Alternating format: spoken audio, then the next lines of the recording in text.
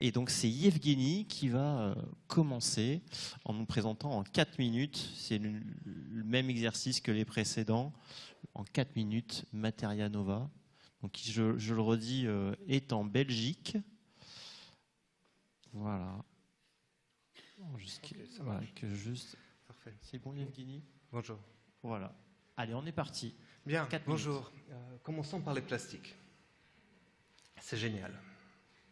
Mais maintenant, la question se pose, qu'est-ce qu'on fait avec? Comment justement gérer cette pollution générée par l'accumulation des plastiques dans la nature? Bien, ce n'est pas aujourd'hui qu'on pose cette question pour la première fois.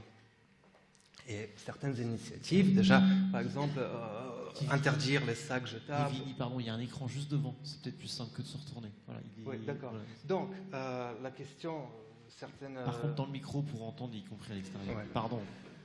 Donc, le fait d'interdire les sacs plastiques jetables ou encore d'améliorer nos procédés de recyclage de ces matières plastiques, ça permet d'avoir certaines solutions.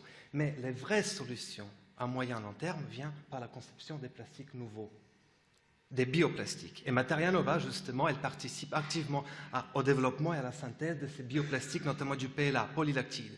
PLA, c'est un plastique biosourcé à base d'amidon, à base de sucre, mais aussi c'est un plastique qui peut être biodégradable sur certaines conditions et compostable.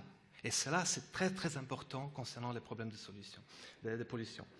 Mais aussi pour que ce bioplastique perce le marché, pour qu'il soit considéré comme une alternative viable aux autres plastiques usuels tels que polyéthylène, polypropylène, polyéthylène tertiaire, polystyrène, il faut qu'ils soient très très performants. Et Materia Nova, justement, nous travaillons pour améliorer les performances mécaniques, thermiques, durabilité, les propriétés barrières de ces bioplastiques, mais aussi pour leur conférer des propriétés nouvelles, propriétés anti-feu, propriétés antimicrobiennes. Bien, une autre question.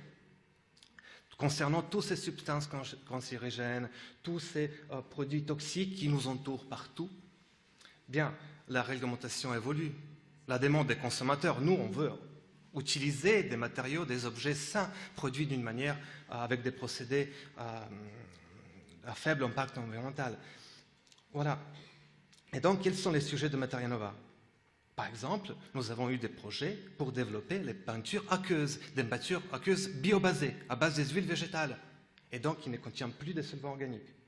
Ou encore, par exemple, nous avons eu l'occasion de travailler sur les cols, sur les adhésifs biosourcés, à base d'amidon notamment, pour justement limiter l'émission de formaldéhyde dans les panneaux, dans les MDF.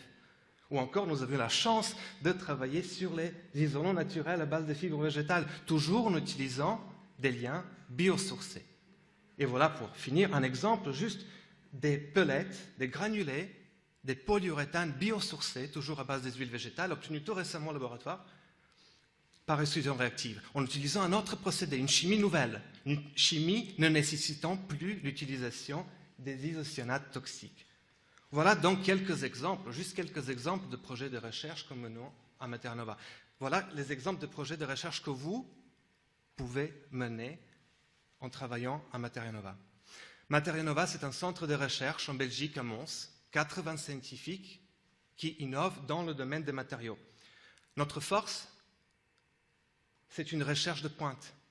Une recherche de pointe avec les équipements exceptionnels qui nous permettent de synthétiser, d'analyser, de caractériser et ensuite de mettre en forme nos matériaux nouveaux.